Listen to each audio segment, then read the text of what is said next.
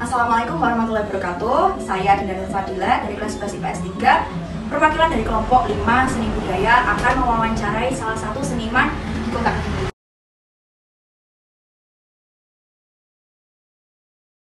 Baik, nama saya Johan. Saya lebih dikenal sebagai pematung ya. Tapi sebetulnya ya seni rupa ya, lukis ya, patung ya, grafis ya, grafik ya, apapun sebetulnya. Yang kaitan dengan seni rupa.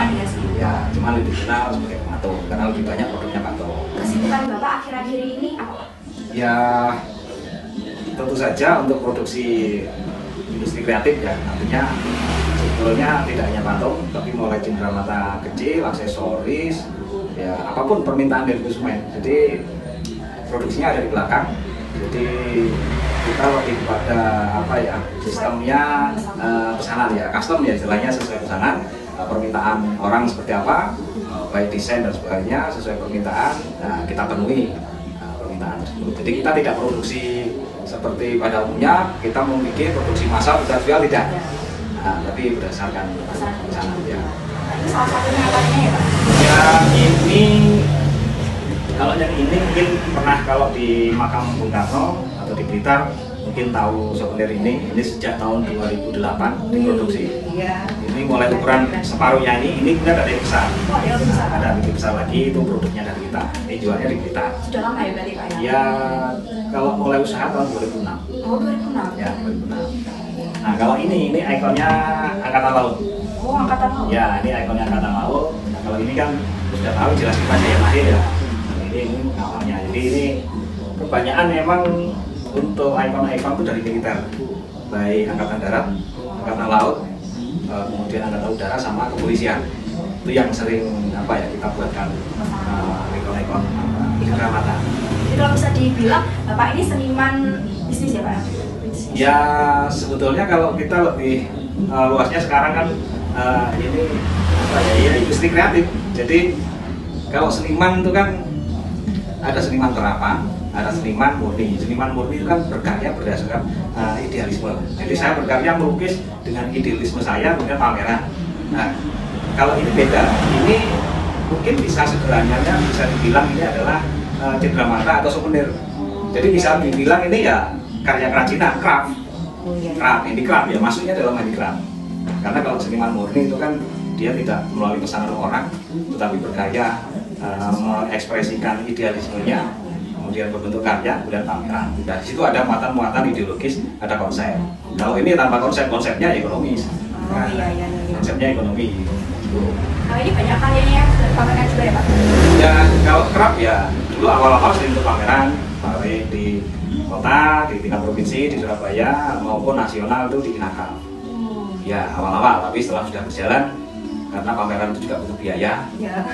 Dan sekarang eranya era digital ya, kita pakai promosi marketingnya pakai digital. Kira-kira ada nggak Pak kayak pencapaian terbesar dari Pak Johan sendiri membuat banyak patung-patung? Ya kalau pencapaian besar sebagai seorang pelaku seni ya itu kalau ada yang besar monumental, artinya monumental itu bikin yang besar-besar. Nah kalau yang besar-besar kebanyakan di luar kota. Jadi di Malang tuh di depan stasiun yang patung Singo Arema. Oh. Ya, mungkin pernah tahu itu karya saya. Kalau di Kota Kediri mungkin belum banyak, malah paling di Selomangling itu Putri Songgolangit itu, atau yang disebut Dewi Sri atau macam-macam orang nyebutnya. Kalau di Jalan Doho itu mau masuk ke stasiun patung Panji. Oh iya. Itu ya. Kalau bahan-bahannya gimana Pak untuk membuat patung seperti ini? Patung seperti ini prosesnya, seperti ini kan cetak. Pertama kita bikin dulu dari modeling ya, bikin model dulu dan tanah liat. Oh, dari tanah liat modelnya tanah liat khusus, jadi belinya gajah itu warnanya abu-abu. Kemudian kita buat, sudah jadi, kita buatkan cetakan dari silikon. Kemudian kalau cetakan sudah jadi, baru diproduksi massal. Bikin tanah liat dulu. Bisa tanah liat, kalau kecil lebih kecil dari ini ada. Kalau lebih kecil itu kita bikinnya dari lilin malam. Oh lilin ya itu kalau lebih kecil, karena kalau tanah liat tapi agak sulit pakai lilin. Semakin kecil semakin sulit, kita pakai lilin malam atau pakai apa ya semacam lilin, cuma dia bisa keras. Kalau lilin kan lunak terus. Kalau yang istilahnya pakai seperti paper clay, dia dua adonan kita satukan, kita bentuk, terus sudah membentuk dia kering keras sendiri. Oh, Ya ada material-material khusus lah. ini pasti kan ada tingkat kesulitan ya Pak ya.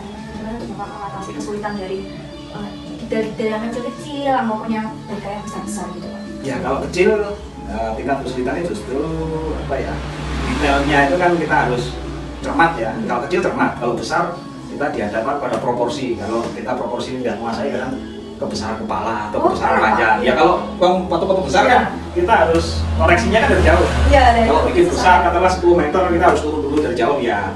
Proporsinya udah enak belum. Itu tingkat kesulitan kalau besar. Kalau kecil justru tingkat kesulitannya bagaimana membuat detail-detail kecil itu menjadi apa ya, kelihatan nyata seperti itu. Ya, ada tingkat kesulitannya sendiri.